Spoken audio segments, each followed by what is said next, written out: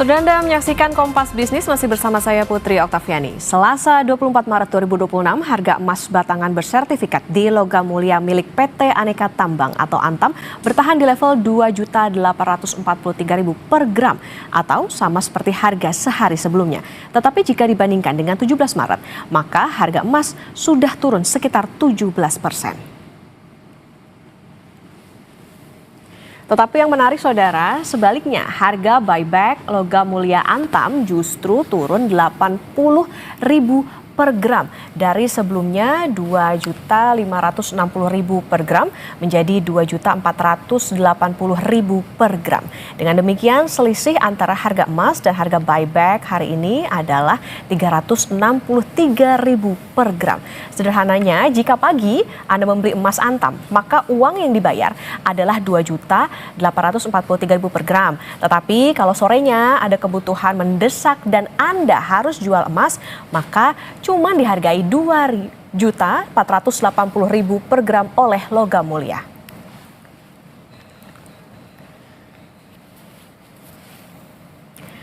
Kompas Bisnis akan tanya ke Ibrahim Aswaibi, pengamat mata uang dan komoditas. How low can you go, emas? Pak Ibra, selamat pagi. Halo, selamat pagi Manova. Pak Ibra, harga emas ini lagi turun. Ini sebetulnya kondisi yang bagus buat beli sekarang atau justru hold dulu nih, mending tunggu dulu? Ya, kalau analisa saya bahwa harga emas ini kemarin sudah turun paling tajam. Ya, kemungkinan besar akan kembali naik ya, karena kemarin akan ada satu perang yang ditunda menunggu 7 hari kembali. Nah, ini sebenarnya kesempatan bagi masyarakat ya untuk melakukan pembelian kembali. Harus ingat bahwa investasi di Logam Mulia itu jangka menengah, jangka panjang, bukan jangka pendek. Artinya apa? Bahwa pada saat harga emas yang mengalami koreksi, mengalami penurunan, itu kesempatan ya bagi masyarakat itu untuk melakukan pembelian. Gimana caranya? Bahwa investasi saya itu harus digandakan, baik emas fisik maupun emas digital. Sehingga apa? Sehingga nanti kita melihat di akhir tahun itu akan ketahuan berapa keuntungan dari investasi masyarakat di Logam Mulia. Memang kita tahu bahwa kemarin-kemarin pada saat harga 30 juta, bahkan masyarakat tobo, terutama adalah Genjet. Tapi bagi saya tidak jadi masalah. Pada saat terjadi koreksi ini adalah biasa ya dalam transaksi, dalam investasi di Logam Mulia. Kita harus ingat bahwa Logam Mulia itu adalah lindung nilai. Artinya apa? Bahwa kapanpun ya hari ini mengalami koreksi, kapanpun pasti akan mengalami kenaikan. Harga 3 juta kemungkinan besar akan kembali terjadi di minggu depan. Ya, artinya apa? Ini harus siap-siap lagi. Jadi masyarakat pada saat harga rendah ini ya diharapkan ya masyarakat untuk kembali masuk investasi di Logam Mulia. Itu Manova. Oke, lagi-lagi kalau misalnya kita investasi Logam Mulia berpikirnya tentu untuk jangka panjang, nah ini justru jadi kesempatan beli kalau tadi kami tangkap. Lantas gini Pak, kalau lagi ada perang kayak misalnya sekarang Iran versus Amerika Serikat dan juga Israel, biasanya kan emas naik, kok sekarang malah jadi turun, ini penyebabnya kenapa Pak Ibra? Ya, jadi begini, jadi di Timur Tengah ini kan permasalahan kan masalah minyak. Ya, kalau minyak kemudian mengalami kenaikan akibat perang di Timur Tengah dan penutupan Selat Hormuz, ini akan membuat apa? Membuat inflasi semakin tinggi. Kalau inflasi semakin tinggi, masyarakat, investor itu akan beralih ke havennya adalah ke dolar Amerika. Nah, sehingga apa? Sehingga dalam pertemuan Bank Sentral kemarin, ya, Bank Sentral Global itu bersama-sama itu mempertahankan suku bunga, bahkan ada yang menaikkan suku bunga, yaitu apa? Bank Sentral Australia. Bahkan dalam pernyataan Bank Sentral Global minggu kemarin, kalau seandainya Selat Hormuz masih ditutup, di bulan depan bisa saja Bank Sentral Global akan menaikkan suku bunga. Nah, kenaikan suku bunga inilah yang membuat investor melakukan taking profit ya terhadap apa? Terhadap emas dunia dan Logam Mulia. Itu Manova. Oke, bagi lagi-lagi memang bagaimana kebijakan The Fed ini juga jadi pengaruh terhadap tadi harga emas. Pak Ibra, juga yang menarik soal selisih harga beli emas Antam sama jualnya kan sekarang makin lebar Pak, lebih dari 350.000 per gram. Pagi beli sekitar 2,8, kemudian siangnya jual juga jadinya cuma 2,4 juta. Ini pertanda apa Pak? Apakah artinya Antam kasih sinyal harga emas bakal turun lagi atau kondisinya akan seperti apa nih? Karena perangnya juga belum ada tanda-tanda akan mereda. Nah, itu akibat dari spreadnya yang relatif lebih tinggi. Jadi gini, pada saat kita melakukan transaksi, jadi logam mulia itu kan dari derivatif. Nah, pada saat derivatifnya logam emas dunia mengalami penurunan, biasanya spreadnya itu mengalami kenaikan juga. Misal dari 500 pip berubah menjadi 1000 pip. Nah, berarti pada saat buyback-nya juga ikut bersamaan. Misalnya Antam sebenarnya memberikan satu isyarat bahwa investasi di logam mulia itu adalah investasi jangka menengah, jangka panjang. Sisanya buyback-nya begitu lebar. Nah, jadi diharapkan bahwa masyarakat itu jangan berpikir bahwa hari ini beli, kemudian bulan depan jual, kemudian untung. Bukan seperti itu. Inilah yang sebenarnya sinyal dari Antam ini mengindikasikan bahwa investasi di logam mulia itu adalah investasi jangka menengah, jangka panjang. Ya, bapak-bapak, ibu-ibu, tolong jangan hari ini beli, kemudian 2 bulan kemudian dijual. Kemudian harus ingat, untuk melakukan investasi di logam mulia itu harus menggunakan dana yang adem gitu loh. Dana diam, dana yang bukan dana operasional. Ya, sehingga Pak, pada saat masyarakat melakukan pembelian, baik di emas logam mulia maupun emas digital, ya, diam saja, udahlah kita tunggu 3 tahun ke depan. Di berapa nanti harganya. Nah, ini baru benar-benar masyarakat yang melakukan investasi. Nah, kenapa? Karena yang saya lihat bahwa saya di tempat-tempat pariwisata, ya banyak sekali masyarakat yang menggunakan emas perhiasan seperti gelang, seperti kalung, begitu banyak, dan mereka pun juga tidak pernah mengatakan bahwa wah ini harga turun saya akan beli. Oh tidak, karena mereka berinvestasi jangka menengah, jangka panjang, menunggu anaknya lulus SMA, kemudian setelah lulus SMA akan dijual untuk apa? Untuk persiapan anaknya kuliah. Nah, ini yang ada di mindset masyarakat di Indonesia. Nah, kita juga harus tahu bahwa ini mungkin banyak juga edukasi-edukasi yang kurang ya mengarah terhadap investasi di logam mulia. Bisa saja banyak orang yang mengatakan bahwa hari ini harga emas segini kemudian akan naik, mungkin 3 bulan ke depan akan naik dan bisa dijual dan akan untung. Tidak seperti itu. Itu juga sudah dibuktikan dari apa? Dari buyback yang dilakukan oleh Antam. Sehingga apa? Dari situ saja kita bisa menganalisa bahwa ini jangka menengah, jangka panjang, bukan jangka pendek. Itu Mbak Nova. Oke. Pak Ibra, kalau kita melihat waktu kita flashback deh, waktu emas itu waktu sempat 3 juta itu kan orang kayaknya lagi panik buying gitu, beli emas sebanyak-banyak ya, bahkan di toko-toko emas juga kayaknya agak sulit nemu logam mulia. Nah, kalau sekarang dengan kondisi yang demikian, responnya seperti apa Pak masyarakat? Apakah juga lagi-lagi harus belanja sebanyak-banyaknya atau seperti apa? Mbak Nova, pada saat harga 3 juta untuk logam mulia, barangnya pun juga sedikit. Apalagi pada saat harga turun, pasti logam mulia pun juga jarang. Misalnya pemerintah itu mempersiapkan bullion bank, emas digital untuk masyarakat melakukan investasi. Ya, kenapa? Karena Freeport ini baru bisa berproduksi itu adalah di bulan Mei. Ya, dari bulan November, Oktober, ya sampai di bulan April, Freeport itu menghentikan produksinya. Sehingga apa? Sehingga ada kekosongan, ya, di mana bagaimana Antam bermain cantik dengan buyback-nya yang begitu lebar. Itu Mbak Nova. Sehingga apa? Sehingga kita harus tahu bahwa walaupun ya harganya rendah, masyarakat FOMO ya berduyun-duyun mencari logam mulia, kemungkinan besar logam mulia pun juga sangat sulit untuk dibeli. Itu Mbak Nova. Misalnya ini kesempatan terbaik bagi masyarakat ya di seluruh Indonesia ini apa? Bahwa emas digital, bullion bank. Ya, Pak Ibra. Oke, Dan baik. itulah salah satu barang fisik yang tidak ada sehingga bisa di bullion bank. Itu Mbak Nova.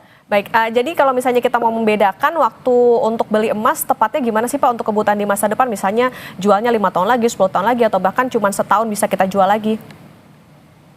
Ya, jadi gini Mbak, biasanya kan kenaikan harga emas ini ada beberapa faktor. pertama adalah faktor geopolitik, kemudian kebijakan bank sentral global, kemudian perang dagang, kemudian masalah perpolitikan di Amerika. Ini masih akan terus berkecamuk, bahkan ya Trump sendiri ya ini pun juga nanti di tahun 2026 akhir akan ada pemilu selang. Nah ini sebenarnya yang membuat apa? Membuat fund-fund besar, para pengamat mengatakan bahwa harga emas ini kemungkinan besar akan naik. Dulu pada saat Trump terpilih sebagai presiden, yang ada di benak para pengamat itu hanya perang dagang.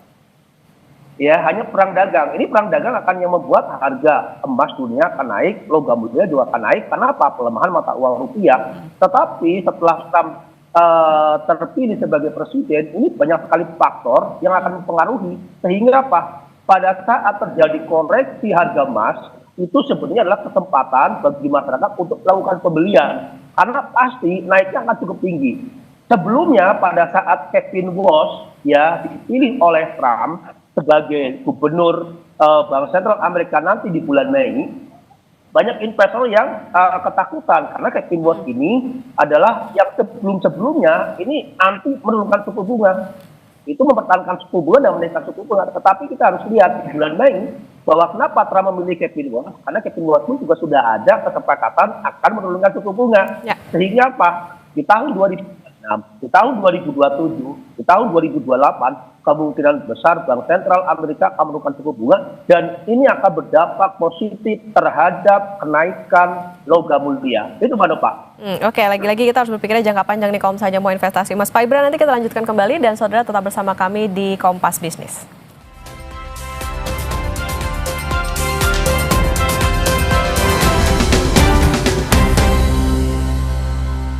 Mudik sedap ala The Changcuters. Keren kan? Preidaman datang nih. Dia mana? Assalamualaikum, I'm coming. Hah? Lebaran boy. Yang penting itu kebersamaan bareng mie sedap. Sedapnya full of taste. Sempurna. Wah, seaweed crunch-nya rame, cerdas. Rame kebersamaan kita. Lebaran The Changcuters makin sedap. Dari Wings Food. Aku sering melihat galon cuci ulang disimpan di tempat yang kotor. Jujur takut, bersih nggak ya untuk anak dan keluargaku? Kami mengerti kekhawatiran ibu. Untuk itu, Le Mineral menggunakan galon yang selalu baru agar terjamin kebersihannya. Le Mineral.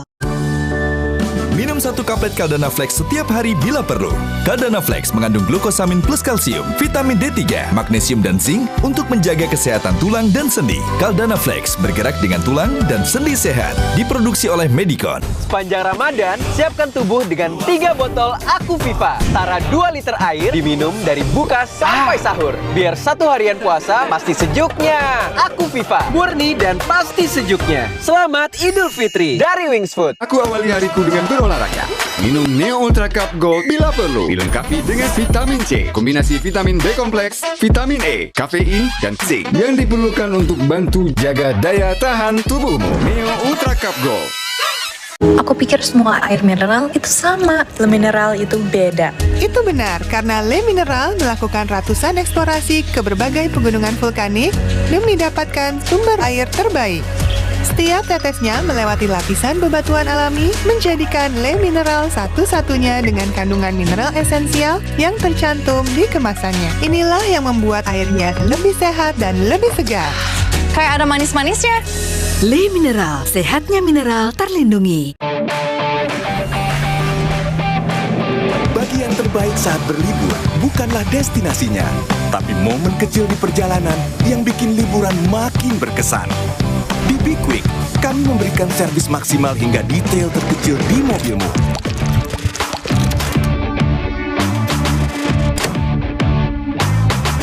Jadi kamu bisa menikmati setiap momen kecil selama perjalanan.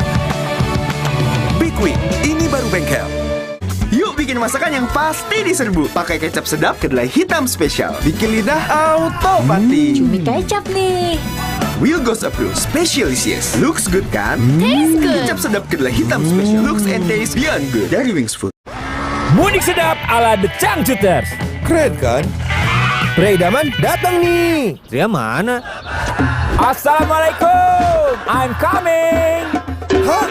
Lebaran boy. Yang penting itu kebersamaan bareng mie sedap. Sedapnya full of taste. Sempurna. Wah, seaweed crunch-nya rame, cincapdas. Rame kebersamaan kita. Lebaran The Changcuters makin sedap. Dari Wings Food. Hai, mau pesen apa? Berbagi itu ketika tangan kanan memberi, tangan kiri tidak perlu mengetahui. Dimulai dari secangkir top coffee, kita ciptakan momen berbagi dengan ketulusan hati dari Wings Food.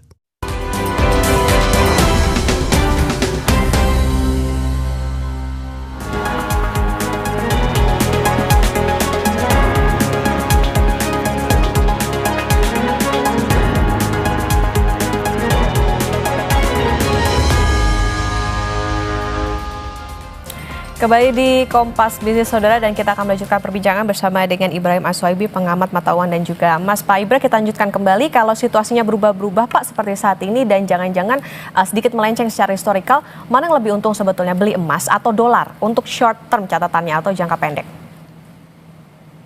Ya, kalau jangka pendek mungkin dolar ya.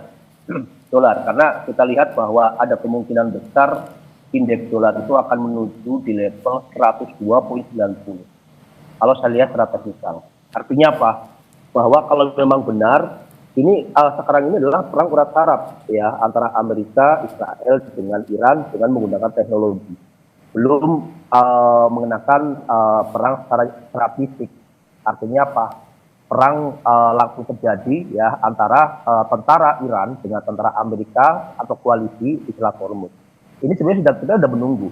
Nah, pada saat ini kondisi yang membuat indeks dolar mengalami penguatan karena apa? Perang urat saraf, kemudian perang teknologi, ya misil antar negara dari Iran ke Israel, Iran ke wilayah-wilayah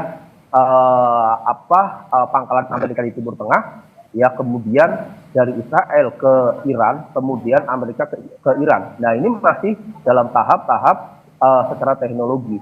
Nah keinginan pasar adalah perang ini perang terbuka. Ya di Islam Hormuz. Nah, perang terbuka ini yang kemungkinan besar akan membuat harga emas dunia ini mengalami kenaikan. Jadi, kalau saya lihat untuk saat ini, dolar yang paling diuntungkan sebagai safe haven, tetapi pada saat nanti, kita menunggu 7 hari ke depan, kalau seandainya terjadi perang, ya secara nyata, ya di sini perang terbuka antara koalisi Amerika Israel dengan Iran di Selat Hormuz, ini yang kita akan melihat bahwa lonjakan harga emas dunia ini akan terus mengalami kenaikan, kemudian rupiah mengalami pelemahan, sehingga apa? Di situ kesempatan bagi masyarakat untuk memindahkan dananya dari safe haven dolar itu ke emas logam mulia. Itu Manopa. Oke, itu kalau misalnya situasinya perangnya perang terbuka. Lantas kalau misalnya tiba-tiba perangnya mereda, apakah harga emas bisa turun lebih dalam lagi, bisa turun lebih murah lagi? Kemudian kalau misalnya masyarakat nih uangnya pas-pasan,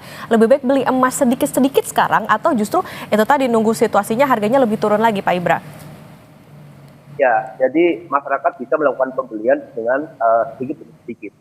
Ya, karena kita melihat dalam kondisi saat ini, ya kita melihat bahwa masyarakat itu sangat ketakutan dengan apabila perang ini usai. Tapi harus ingat Mbak Nova, bahwa yang mempengaruhi lonjakan harga emas dunia, logam mulia, bukan cuma perang saja, ya bukan perang di Timur Tengah, di Eropa pun juga itu masih terjadi perang antara Rusia dan Ukraina. Kemudian yang kedua tentang masalah perang dagang ini nggak tersentuh karena apa? Semua investor itu berfokus terhadap Timur Tengah. Kemudian kebijakan Bank Sentral Amerika pun juga nggak tersentuh.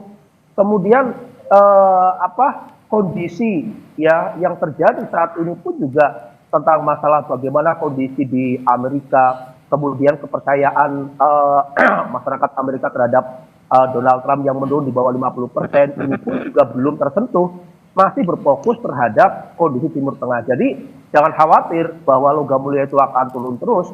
Ya, turun terus ini karena apa? Ada peralihan dari logam mulia ke dolar. Kemudian nanti gimana pada saat usai ya di Timur Tengah, harga emas itu akan melonjak, indeks dolar kemungkinan besar akan mengalami pelemahan.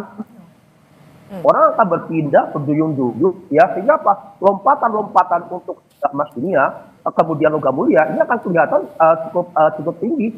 Misalnya, saya masih optimis bahwa di akhir tahun kemungkinan besar harga emas dunia akan tembus di level 6.000. Kenapa? Karena banyak faktor yang mempengaruhi. Kalau seandainya sekarang ya terkoreksi itu sangat wajar. Ya, kita nggak mungkin kalau seandainya harganya naik terus, pan-pan besar gimana untuk mendapatkan keuntungan. Karena apa? Biasanya di saat harga tertinggi, kemudian mereka taking profit dan mereka ada keuntungan di bawah, itu baru melakukan pembelian. Kita harus ingat bahwa pan-pan besar ya ini cukup banyak. Kemudian pada saat harga logam mulia mengalami penurunan, bank sentral global, terutama adalah negara-negara berkembang, mereka berlomba-lomba untuk mencari ya logam mulia sebagai cadangan devisanya. Itu mana Pak? Oke, berarti kalau misalnya masyarakat ini kayaknya agak-agak perasaannya takut untuk beli, ini kayaknya wajar. Lantas Pak Ibra, kalau tadi antisipasinya atau alternatifnya adalah beli atau secara dengan menyicil. Kalau sekarang kita tahu juga ada banyak nih aplikasi untuk bisa nyicil emas. Ini juga jadi pilihan yang tepat nggak? Jadi saat yang tepat atau bisa untung nggak nih kira-kira?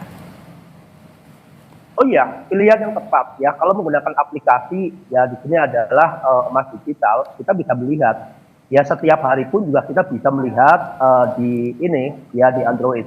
Karena saya sendiri salah satu nasabah di emas digital ya, sehingga apa? Sehingga saya tahu bahwa pernah mendapatkan keuntungan sampai 40%, kemudian kemarin di hari Senin itu mengalami kerugian hampir 10%, di hari Selasa itu berubah menjadi 14%, kerugiannya di hari ini saya lihat itu hanya 10%. Artinya apa?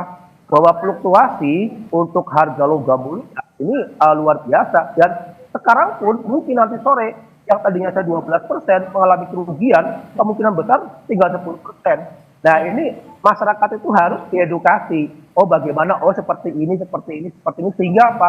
Sehingga tidak berpikir bahwa hari ini saya membeli, bulan depan saya mau nikah, saya jual, ini untung nggak?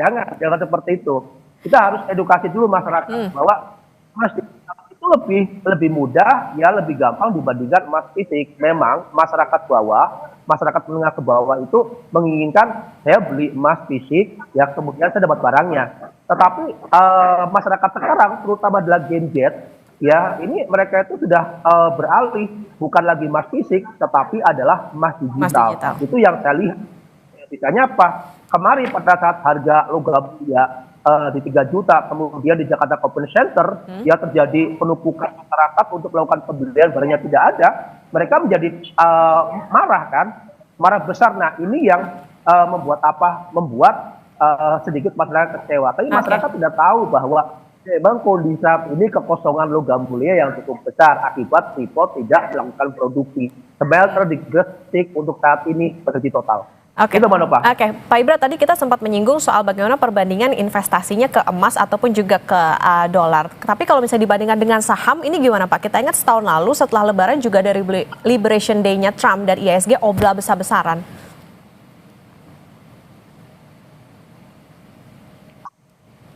Ya, ulangi lagi tolong.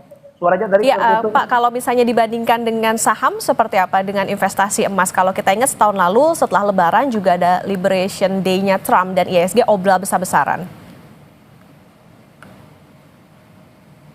Ya, jadi begini, masyarakat ini kan banyak yang memilih alternatif investasi, bisa saja di saham-saham, ya emiten yang bergerak perusahaan-perusahaan tambang emas. Kemudian bisa saja di logam mulia, jadi di emas digital. Nah tergantung jumlah keuangannya. Biasanya kalau yang di saham-saham ini kan relatif lebih murah karena hitungannya per lembar. Ini pun juga banyak diminati ya, terutama adalah oleh kaum Gen Z. Gen Z ini banyak bukan investasi di saham, terutama adalah emiten-emiten untuk tambang emas. Ya ini banyak, ada satu komunitas. Tetapi kalau uangnya yang lebih, ya karena biasanya keuntungannya nanti lebih kecil, karena kan rupiah. Ya mereka beralih ke ini aja deh, ke emas digital. Karena emas digital berapapun, 100.000, 200.000, ya investasi bisa. Ya berbeda dengan di logam mulia fisik. Itu loh Pak. Oke, baik. Pak Ibra, terakhir singkat saja pertanyaan yang lebih penting ini. Akan seberapa lama harga emas akan rontok, Pak Ibra? Menurut saya ini hanya bersifat sementara ya. Nanti setelah terjadi perang darat, ya kita lihat di minggu depan, ya kemungkinan besar harga logam mulia akan kembali naik. Ya, karena kita lihat sendiri juga rupiah kemungkinan besar akan di atas 17.000. Karena saya sendiri ekspektasinya di tahun 2026 itu di 17.400. Artinya apa? Bahwa penurunan harga logam mulia itu akan tertahan dengan pelemahan mata uang rupiah. Sehingga saya masih optimis dalam bulan-bulan depan ke di atas 3 juta atau 3.300.000, 3.500.000 kemungkinan besar akan tercapai. Itu Mbak Nova. Oke, emas bisa jadi alternatif meskipun sekarang harganya lagi rontok tapi masih jadi pilihan safe haven. Tentu tadi ada juga pilihan alternatif seperti dengan cicil emas dan juga harus berpikir bahwa kalau misalnya investasi emas ini harus jangka panjang dan juga emas ini juga sebagai penjaga nilai. Terima kasih Pak Ibrahim Aswaibi, pengamat mata uang dan juga emas sudah bersama di Kompas Bisnis. Sehat selalu Pak Ibra. Iya, Mbak Nova, terima kasih. Saudara, di tengah perang antara Amerika Serikat, Israel, dan Iran, Duta Besar Kerajaan Arab Saudi untuk Indonesia memastikan pelaksanaan ibadah haji tahun 2026 masih sesuai rencana.